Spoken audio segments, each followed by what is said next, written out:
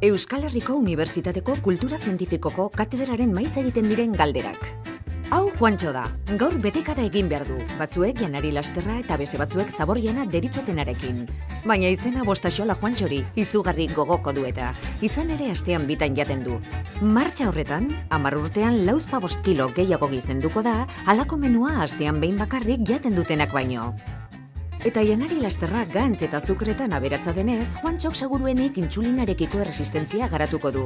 Eta ondorioz, bigarren motako diabetesa izan lezake.